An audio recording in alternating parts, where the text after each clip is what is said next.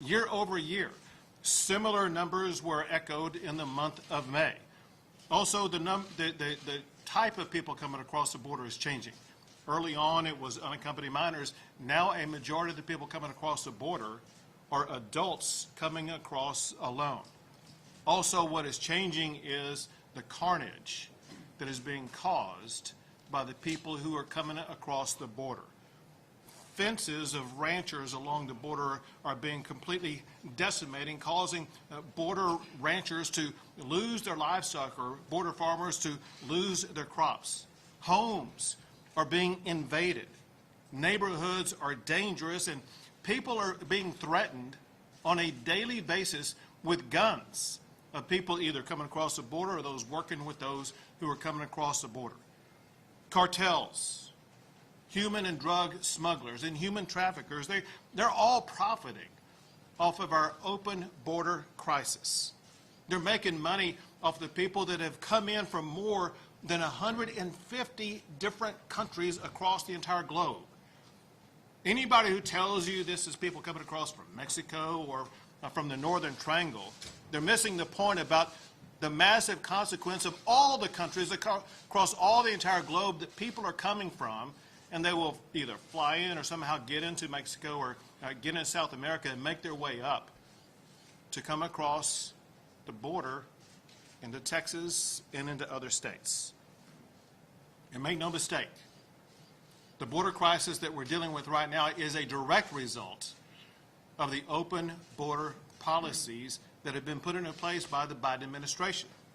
Remember that the border was far more under control under the Trump administration until President Biden came in and removed the Remain in Mexico policy.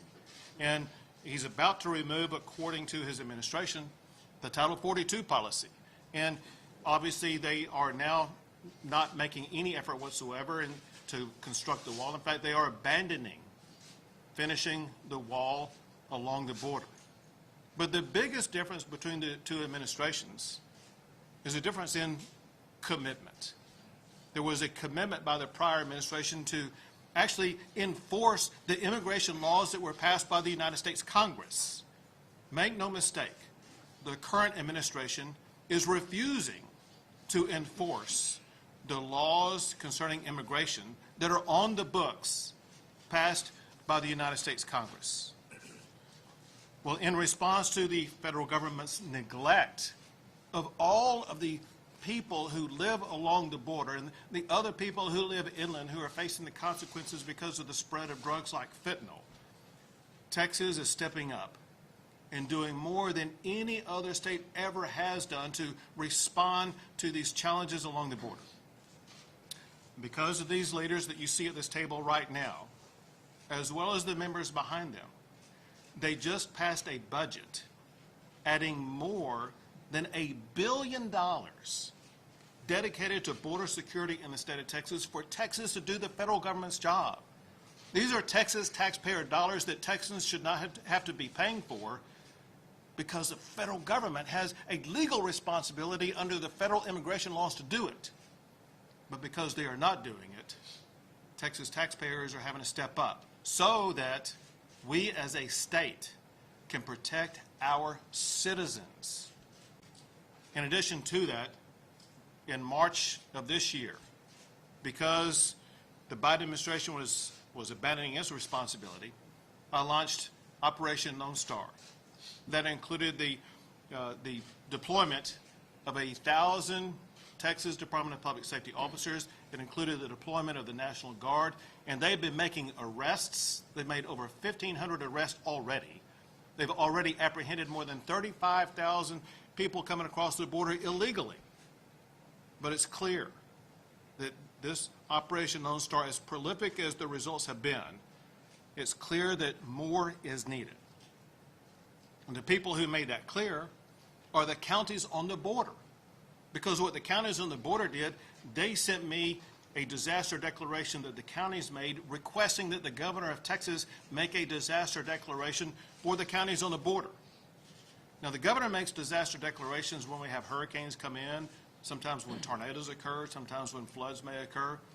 I am unaware of a governor ever declaring a disaster at county requests because of the tidal wave of illegal immigrants coming across the border, wreaking havoc in communities and residents who live here in Texas. And since I went down to Del Rio last week, what I talked to sheriffs and county judges at that time about was to issue a second disaster declaration, for which there are more than 24 counties who already want to be a part of it, even though the new disaster declaration has not even been issued yet. But it's going to concentrate on making arrests on the border of people who are coming across. So the Department of Public Safety will work with local officials to arrest anybody who enters our state illegally for violations such as trespass, for vandalism, for criminal mischief, for smuggling. Speaking of which, the people that you're looking up here right now, the members of the Texas House and Texas Senate, they passed a new smuggling law that makes it easier for prosecutors to be able to prosecute smuggling in the state of Texas, and I applaud them for passing that. And the prosecutors in the region were urging and begging for it so that they would be able to prosecute these smugglers. And you will see that there is going to be a lot more people put into jail.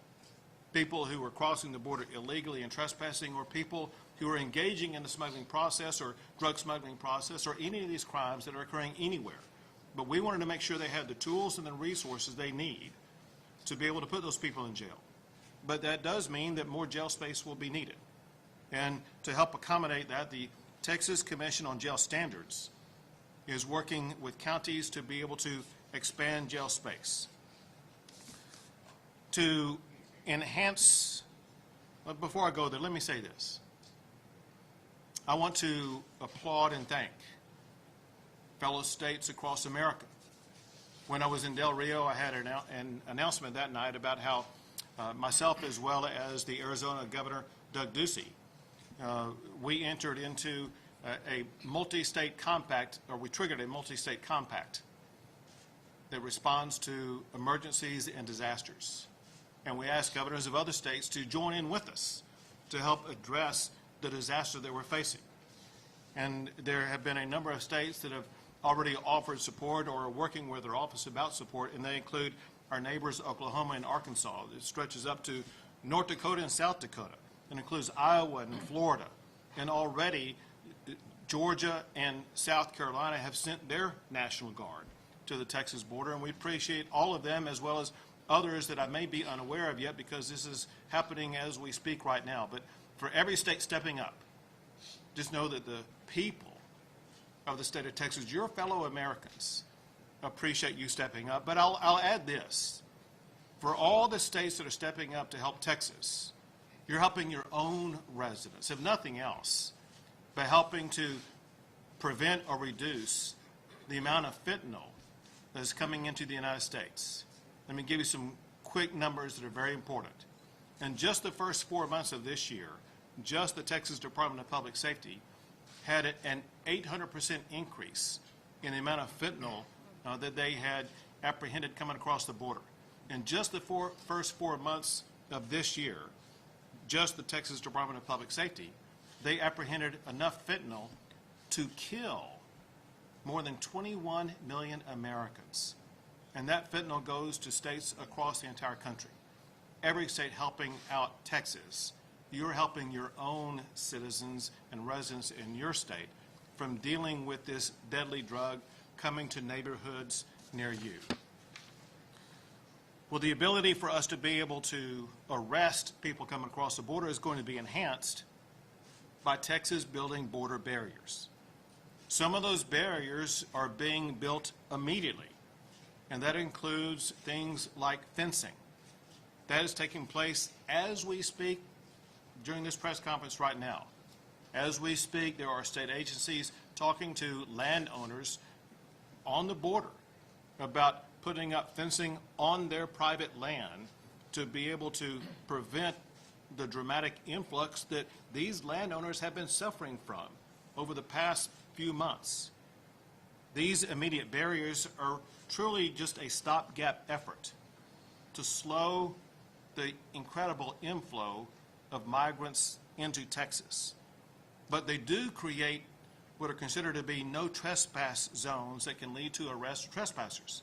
When there is a barrier up that will have on it do not trespass signs, anybody who comes through or around or near that barrier is subject to being arrested for aggravated trespass, and because these counties are subject to a disaster declaration, the penalties for that trespass have been enhanced so that they are at a minimum a Class B misdemeanor or potentially a Class A misdemeanor, which means they could spend a long time behind jail for violating the trespass laws of Texas.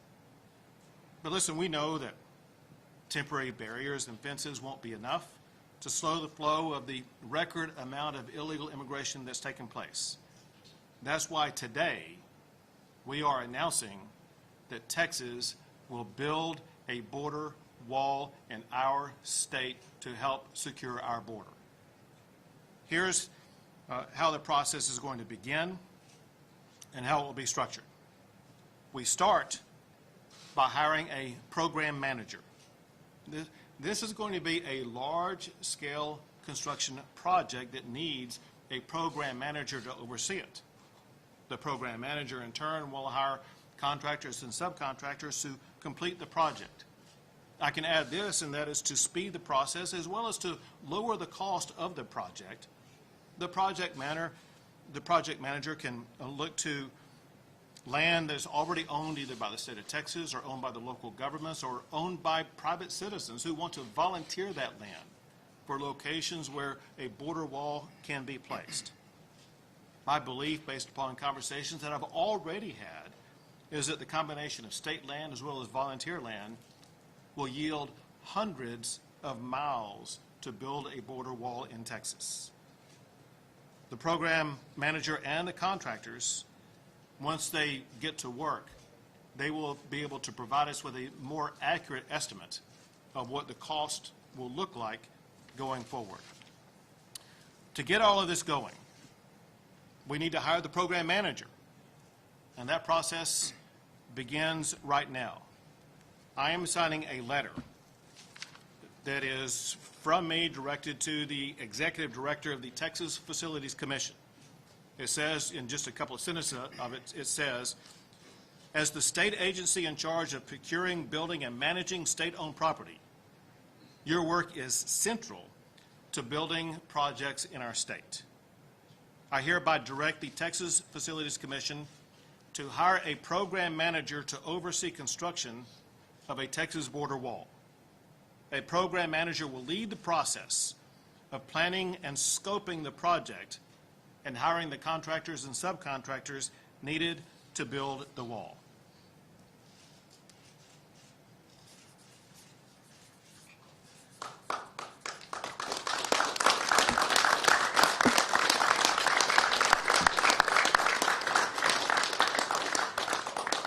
Building the wall in Texas has officially begun. Next is funding. A letter that we are about to sign provides $250 million to be allocated as a down payment to begin the border wall. That's $250 million, and it's more than enough to hire the project manager and the contractors and to begin building the wall. And we are committed to adding more resources as needed going forward. Let me start with you all down here. Let me see. Pen, if you'd sign it, and keep the pen. All right.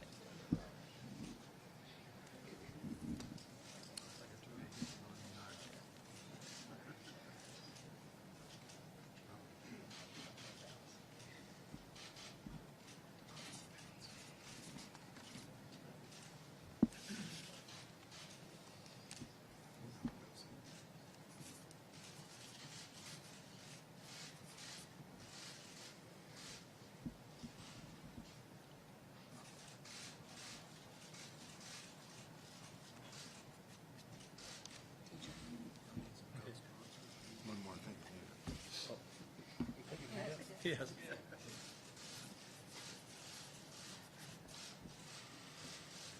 This program is officially funded in the state of Texas.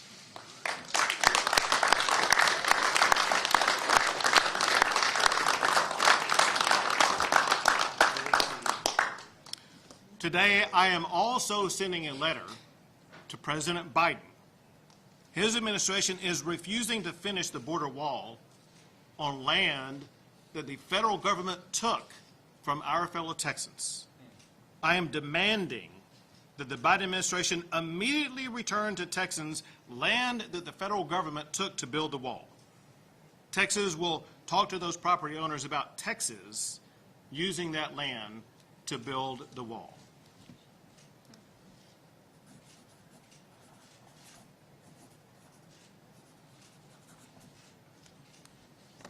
President Biden, return Texas land to Texans.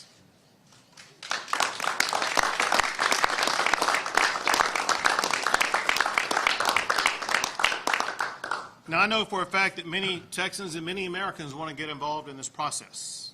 Many have already sent checks to the state of Texas for this purpose, and many more have a desire to do so. And we want to give them an opportunity to donate. One place they can donate to is at this sign right here. If you look at this, this provides a donation site as well as a site where you can find out more information about what the process is about building the border wall. Go to borderwall.texas.gov, and front and center is going to be a red icon you can click on for the purpose of donating.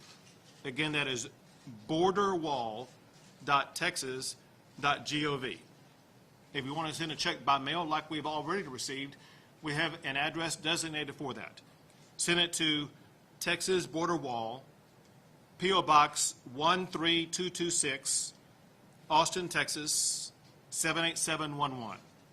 That's Texas Border Wall, P.O. Box 13226, Austin, Texas 78711. I know the media will be very interested on the transparency and accountability of this money. Know that it's going to be overseen by two agencies. One is the Texas Division of Emergency Management. The other is the Office of the Governor. And we expect full transparency and accountability so the public will know all the money coming in and how that money is being used. The bottom line is this. The Biden administration has abandoned its responsibility to apply federal law to secure the border and to enforce the immigration laws. And Texans are suffering as a consequence of that neglect by the Biden administration.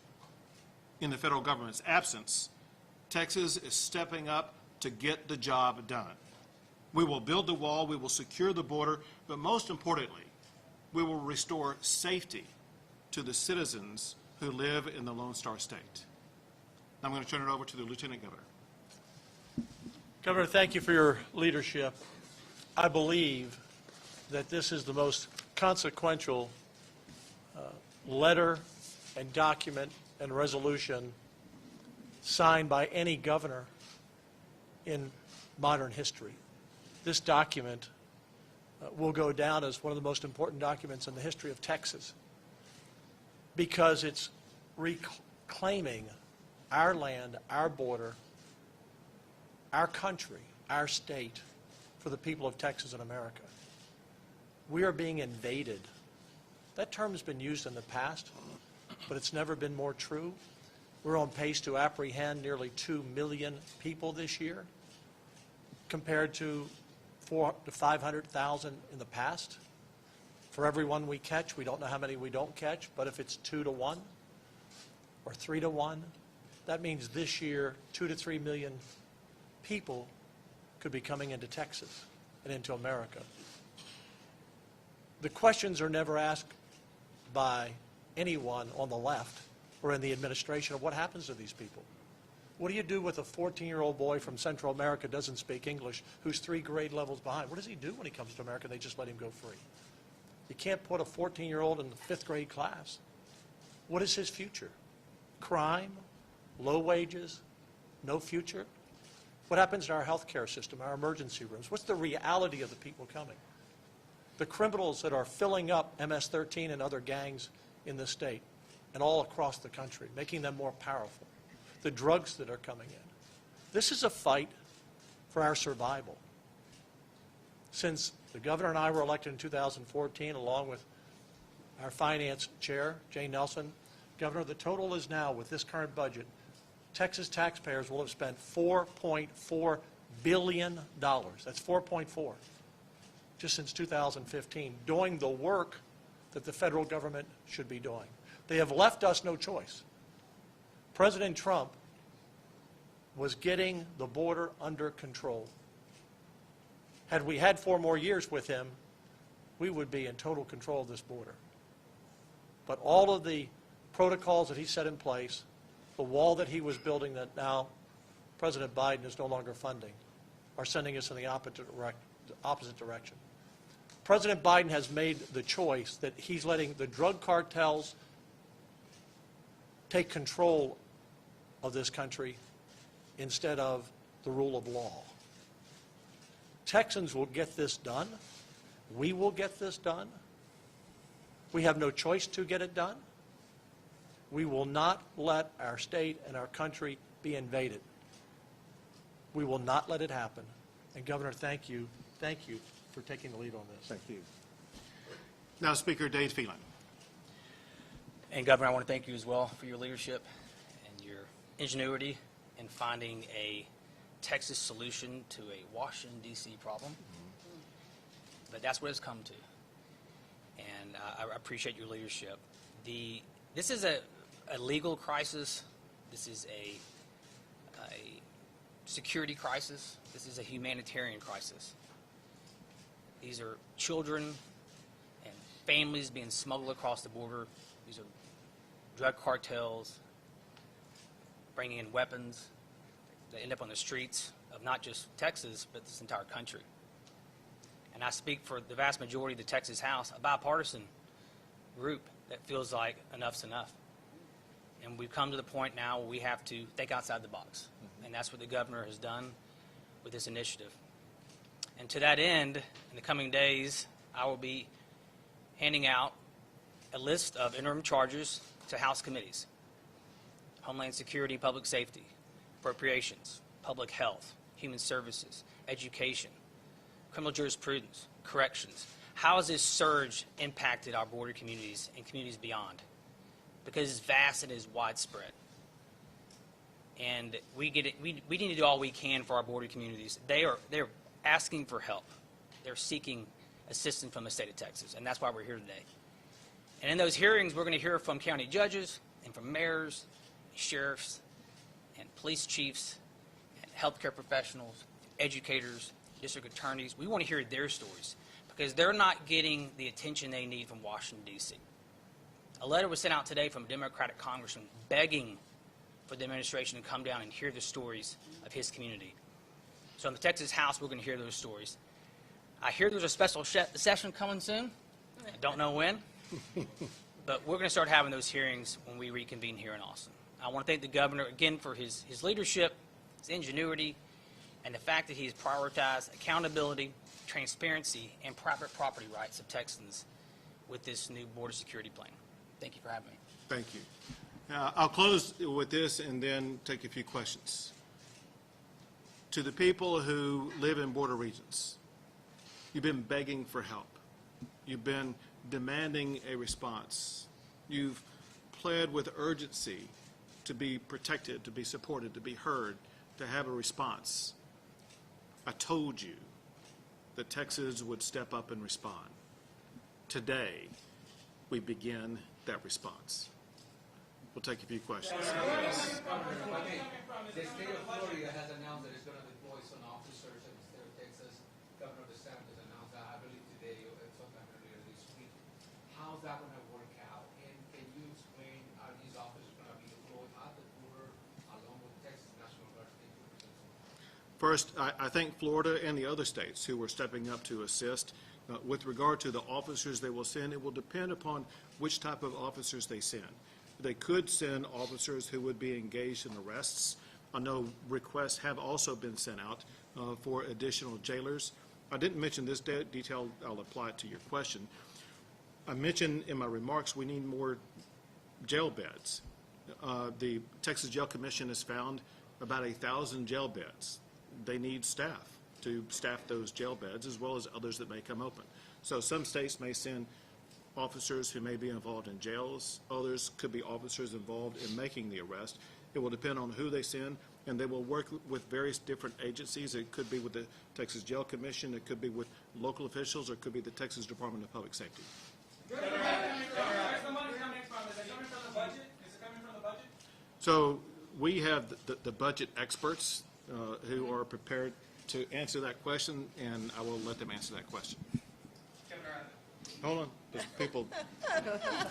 Tell you what, I'll cut you a deal. I'll make sure you get to ask a question today. Yeah, it's, as is outlined in the letter that we have just signed, you'll see that the initial down payment of $250 million is going to be transferred into a disaster account, and then it will be then moved to the Facilities Commission for this purpose, for this project. Actually, these funds have already been appropriated, and so this is an allocation of funds that have already been appropriated. I can help him. Senator Nelson will add I to can it. help, yes. When the governor issues a disaster declaration, the Legislative Budget Board has the authority under Article 9, Section 14.04. My staff's around somewhere. They're shaking their head yes.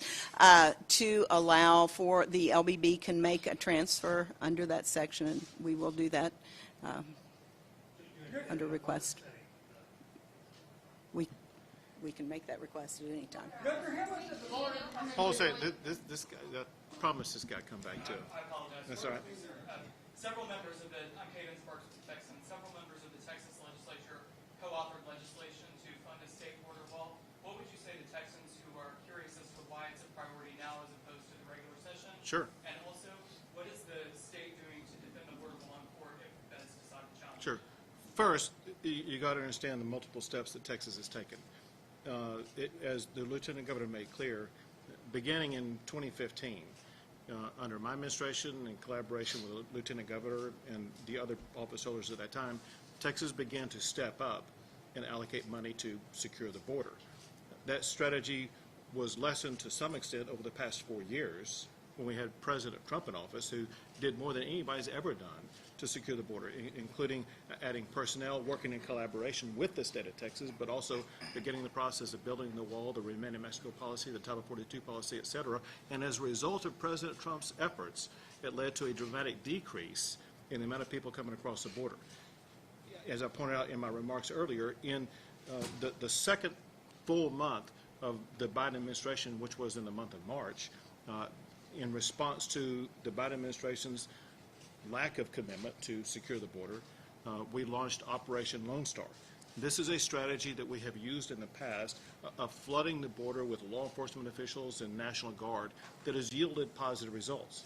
And in fact, this time it yielded positive results also. As I pointed out, it led to the arrest of 1,500 criminals, as well as to the apprehension of more than 35,000 people who came across the border. However, it was after that that it was determined that we could continue adding more arresting people to the border, but it wasn't going to yield the same results it had in the past for one reason. That's because we had been turning them over to federal officials who would then release them. And that's just not going to work. And that's when we had to begin to come up with new strategies that would be effective, which includes this immediate fencing, which includes the border wall, which includes the new arrest policy. The point of this new arrest policy, they're being arrested for state law violations, not federal law violations, which means we don't have to turn them over to the federal government. We turn them over to a jail cell. Governor, do you know how this question is going about some of the residents that are living in South Texas? You mentioned some of the residents, speaking with them. There is obviously a concern about the immigration and the crisis along the border. However, a lot of residents in Texas are concerned about the power grid, for example, and other issues facing Texans. Critics will say that this is political theater and that there's no reality of finishing the border wall that Trump started. How do you respond to those critics? Well, I mean, do you want me to answer the power grid question? You got multiple aspects to go there. Yeah. So both power grid and what's the other one? And how do you respond to people who say that this is more of a political So actual reality. anyone who thinks this is politics doesn't have a clue what's going on the border. Anyone who thinks this is politics doesn't care about American citizens or Texas residents. Anyone who thinks this is politics doesn't care about the lives of people who had a gun stuck to their head by someone who came across the border, doesn't care about their kids who have been harmed, doesn't care about the homes that have been invaded, doesn't care about the danger these people live with every single day. It's our job to keep these people safe, not allow them to continue to be subjected to harm. We care about our fellow Texans and their safety, and this is providing safety for our fellow Texans. I realize candidly there are some who do not care about safety, and those are the very same people who want to defund police. And we together also passed a law to make sure that cities in Texas would not be able to defund police. We believe in the rule of law and law and order in this state, and by God, we're going to step up and deliver that rule of law and law and order in the state of Texas.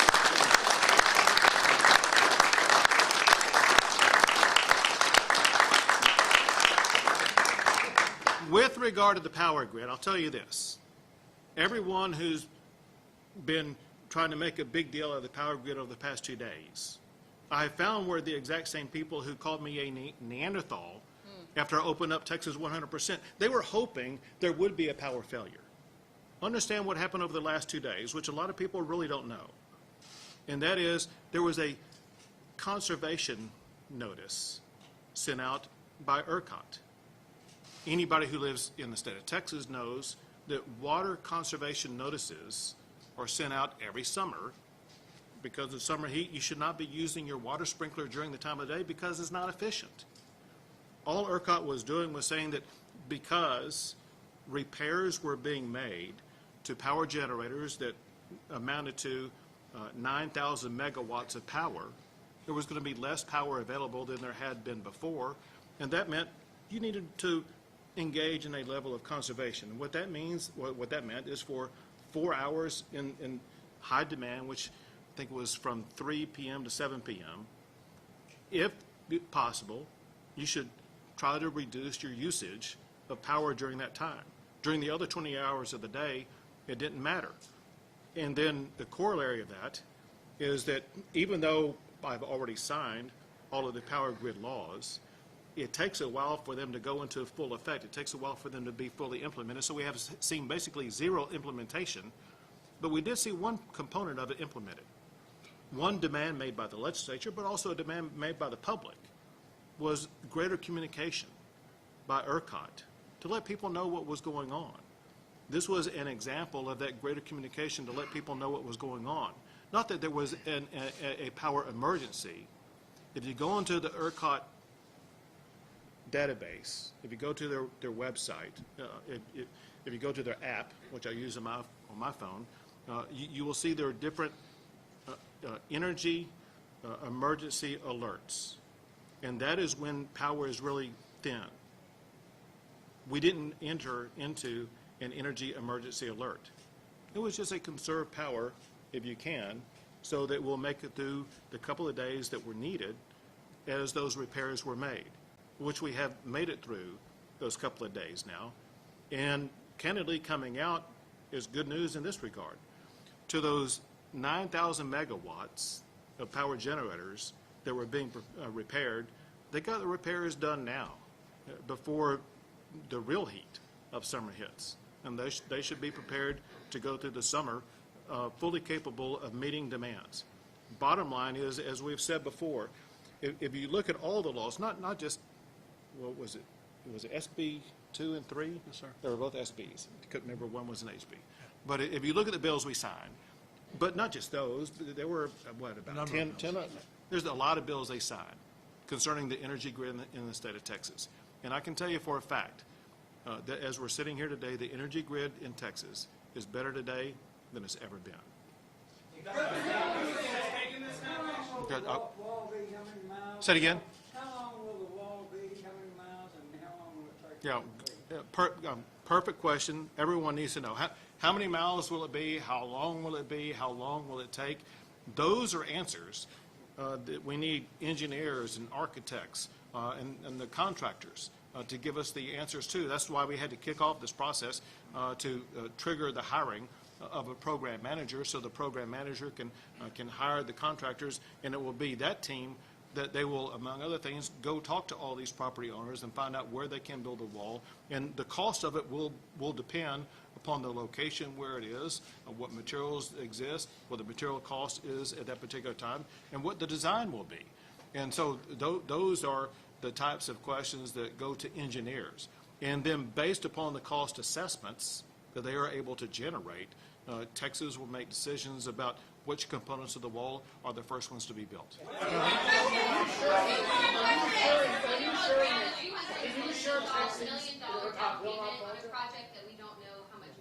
Say it again. What do you say to people who say, well, we just put down a $250 million down payment on a project that we don't even know what it's going to cost? Right. We know it's going to cost far more than $250 million.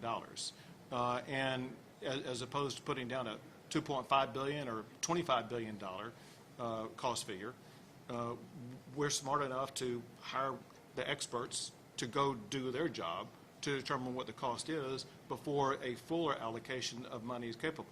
I did tell you, it's my commitment as well as the commitment of the people in this room, as well as the people in this Capitol, to make sure that we see this project through.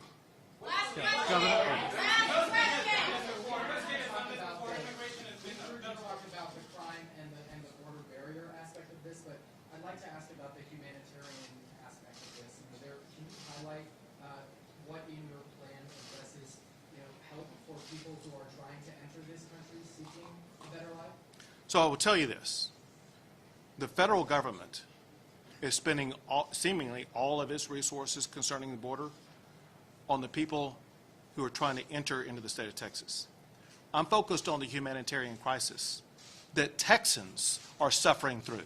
Texans on the border are suffering through a humanitarian crisis by having their lives disrupted with guns and gangs and being riddled with crime. It's Texans that we have a responsibility as leaders in this state to step up and address their humanitarian crisis, and that is what began today. Great, thank you, sir.